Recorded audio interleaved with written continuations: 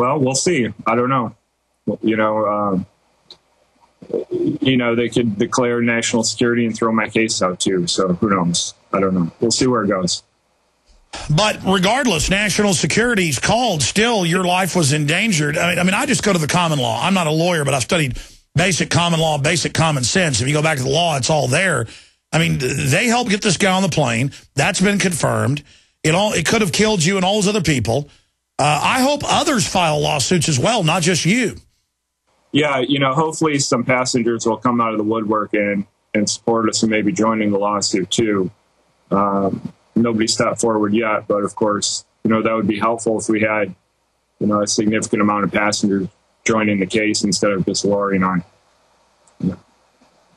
Well, thank God you spoke out. Thank God you were there. I mean, it's scary and dangerous, but that's the silver lining. Or we would have never known any of this. We could have suspected the classic staged event. But now we're hearing Iran with Mexican drug cartels, and they admit no proof of this, was going to try to blow up the Saudi embassy in the U.S. And then there's no proof, but, that's a good distraction for Holder. And it just happens to involve Mexican drug cartels. Drug cartels he admittedly ordered guns to be shipped to, and he's been caught perjuring himself. I mean, I know this just came out, Kurt, but what's your view on all these latest announcements that U.S. says Iran plotted with Mexican drug cartel to assassinate Saudi ambassador? Boy, I honestly have no idea. I haven't read anything on that yet. I've been so busy this week with everything going on with this underwear bomber case and my own cases and Tigers in the playoffs that I've been going to. So I don't know that I can even comment on that. I want to read into it a little bit. There's also a Suffolk County report just came out linking in testimony Hillary Clinton to the gun walker. Of course, it's a Clinton project, ordering that. Of course, her former minion, Deputy Secretary of State, Deputy Secretary of the Attorney General, Holder now is the Attorney General, but he formerly worked for her as well. Listen, I've been asking the questions here, Kurt, but in the time we've got left with you, again, we appreciate your courage, everything that's happened. Any other things you'd like to point out? Any other facets of this predictable chain of events? Well, it's been really fascinating to go through this, to see how all these things really play out. I had no idea how things really worked before I was kind of thrown into this underwear bomber case, not of my own doing. And it's been really fascinating to me to see how it all plays out with a predictable ending, of course, that I never actually get to take the stand, which I expected. In some ways, I'm kind of relieved. I was actually considering hiring a full-time bodyguard. That was something I was probably going to do within the next week, to protect me. Since I've got announced as being the sole witness last week, I really started to be more concerned with my safety. So in that regard, I'm kind of glad it's over. I'm kind of upset, though, that I won't be able to take the stand and blow this case wide open, but I can still file a civil case. So, I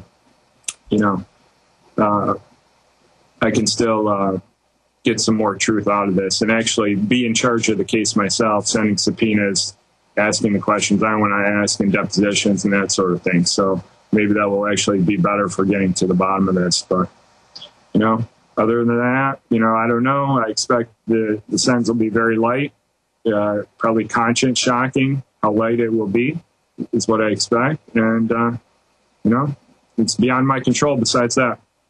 Well, you've already risked your life in more ways than one, and people are praying for you. And we appreciate you having the courage to even go that extra mile and say that you're going to do the civil suit to try to get justice. And justice be done, may the heavens fall, even if it does bring down the State Department and the Justice Department. In closing, I just want to bring this point up.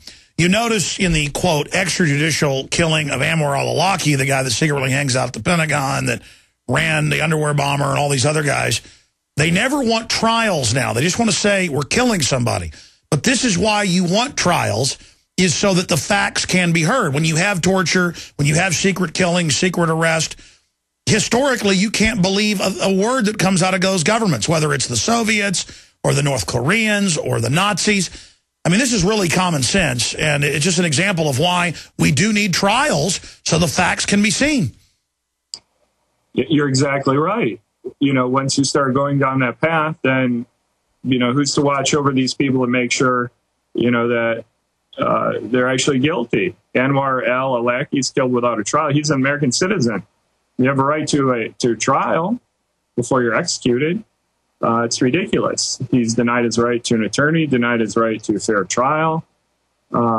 It's totally illegal. So, you know, if they can do that, what can't they do? You know, it's really problematic to me to see these things going on. It's as if the government just doesn't care about the Constitution or anybody's rights at all, you know, whether they're actually criminal or not, which, you know, has yet to be determined. Just because the government says someone is a terrorist or a criminal doesn't necessarily mean that they are. Maybe they're lying for some other purpose, or maybe their wife's being threatened. Maybe their family is. Maybe they've been set up. I mean, this has come out over and over again with McVeigh, Lee Harvey Oswald, you know, the gentleman that shot Martin Luther King. I mean, the evidence is there of how they set these things up. We have Operation Northwoods declassified, where the Pentagon talked about how to bomb D.C. and even how to frame patsies. But I've heard good old boys all over talk radio.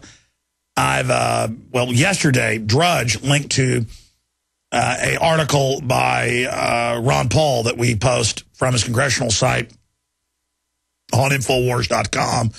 And it was Ron Paul saying, what other Americans are on the secret kill list? And normally about 90% of comments are positive, but about half of them were, Ron Paul's a traitor, Alex Jones is a traitor, how dare you not want to kill citizens that we know are terrorists? And just the mindlessness of, we got to get these terrorists, and people just willingly wanting to give up the shield of liberty. And now all across the board, you know, we see just incredible excesses of government corruption caught framing people. Turns out more than a third of folks with DNA evidence on death row are innocent. And it turns out the state, in case after case, they had one just up and came out in a death row thing on a Round Rock north of Austin, where they knew he was innocent for 20 years and were trying to still make sure he was put to death, and were going and fighting his appeals, knowing he didn't do it. I mean, some of these prosecutors are some of the most soulless people. There's got to be a special place in hell, Kurt Haskell, reserved for people who know the truth and are willing to put innocent people in jail, and then they try to sell to the public that it's tough guy. You know, our founders were tough guys. The French and Indian War, all of it, fighting the British, biggest military on earth at the time, never been beaten. They were tough guys, and they put these things in place. Okay, having liberty and freedom and checks and balances is not wimpy. As a lawyer, what's your view on that final statement, Kurt Haskell? You know, we've gone from a government for the people, by the people, to a government that now controls the people, you know, where the government tells us what's going to happen. You know, I don't know how it's gone that way, but it's almost as if we're losing all of our rights. You know, it's becoming Nazi Germany Part 2. I don't know. Maybe that would be a good comparison. The parallels are pretty similar if you look at Germany in the 1930s to what's going on in the United States in 2011. I think it's pretty similar. But you're right. It's almost as if we have no rights, and we have a good segment of the population okay with that. That pays no attention, sits back and watches their TV and watches American Idol and plays video games and doesn't pay any attention to what's really going on. You know, which is easy to do if you just look at the headlines of stories and don't think about them and look into them. You know, maybe that's what you would think, the lies by the media and the government. So I don't know. The country's in a sad state right now. Well, if you watch old TV shows, even fiction or nonfiction, like Twilight Zone or whatever it is, so many of them were based in futuristic, you know, police state authoritarian systems where there's secret arrests, secret torture, extrajudicial executions, and it's always shown in what the old America was as incredibly dangerous and horrible and the opposite of freedom, which it is. But nowadays you watch these shows like 24 and others, and man, it is cool to torture people, including their children. Man, it is fun to frame people. It is really great. And it just shows how the establishment is trying to give us their evil corrupt mindset. It shows how America, to a great extent, has lost its soul. Kurt Haskell, what's the best website for people to visit? For my story? Yes. You can always go on my blog, haskellfamily.blogspot.com, which I posted articles on going all the way back to Christmas Day '09, which was the day of the attack of the underwear bomber. Yeah, the full saga is there at the haskellfamily.blogspot.com. Right. Yeah, exactly. And of course, I'll be putting updates as I file a civil case and things go on with that case too. So it may not be anything right away. It's something I'm working on though, and I'll be starting before Christmas time anyway. Well, Kurt, thank you for your courage again, and thank you for breaking the news that the civil suit will go forward. That is certainly newsworthy. Kurt Haskell, thank you so much. Thanks. No problem, Alex. Well, we appreciate him giving us that time today. And he certainly now, I think, needs to take a few days off and relax a bit. He's earned it before he gets back in the battle. We skipped that network break because that news was so hardcore and breaking here. Great job of the crew getting him on such short notice. I'm gonna give you the number right now. It's 800-259-9231, 800-259-9231. On any of the subjects I've raised, the lies of Herman Cain saying he never said don't audit the Fed. Caught red-handed, that's coming up. Hillary, now it comes out, I'm going to get more into this, is behind the Fast and Furious. Gee, that's really a shocker. Clintonistas. That's their specialty, is false flags to blame the Second Amendment. We've got a bunch of news on carbon taxes. We got Occupy LA speaker saying violence will be necessary.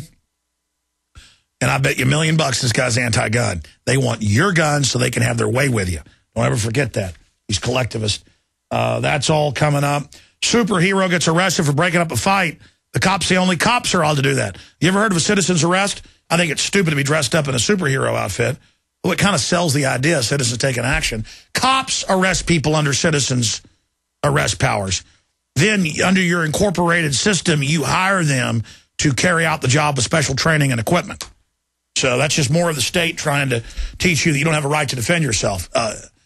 Or a right to intervene. You don't just have a right. You have a duty under common law. And almost every state has laws compelling you. If you see somebody beating somebody's brains out for no reason, or you see somebody setting fire to a house, you've got a responsibility to restrain them. And in the continuum of force, if they resist you and continue to try to endanger lives, you have a responsibility to kill them, just as the police do. I know the common law, and so don't give me that bull that you can't defend yourself or stop crimes in their commission. You ever heard of the Good Samaritan law? You see a car wreck, somebody's bleeding to death, they need help, you drive past. But when people aren't helping them, you are aiding and abetting, and that's manslaughter. All right, now I'm ranting. Oh, it makes me sick. People perish for lack of knowledge. We're going to break here. I want to tell you about purewaterfreedom.com. They have a whole line of household filters. They remove fluoride from other toxins from every water source in your home. They got tabletops, under the sink, handheld. They got it all. Shower systems. Purewaterfreedom.com. Purewaterfreedom.com. Imagine being able to turn your tap water into safe, clean drinking, bathing water. About a fluoride-free shower. Purewaterfreedom.com. Check them out today. And if you're not a PrisonPlanet.tv member, become one today, 15 cents a day, and support the front lines of the info war. Buy your war bonds to restore the Republic at PrisonPlanet.tv. This is GCN, the Genesis Communications Radio Network. You may be arrested and/or subject to other police action. Tyranny is here. The grim future foretold in 1984 has become reality. It really says that the state is God. The United States is now recognized globally as one of the most oppressive police states on earth. This film conclusively proves the existence of a secret network of FEMA camps, now being expanded nationwide. This documentary exposes how the continuity of government program has established an all-powerful shadow state. Police State 4 chronicles the sickening depths to which our republic has fallen. Prepare to enter the secretive world of emergency dictatorship, body scanners, sound cannons, citizen spies, stage terror, and cameras on every street corner. It's only the beginning of the New World Order's hellish plan. The police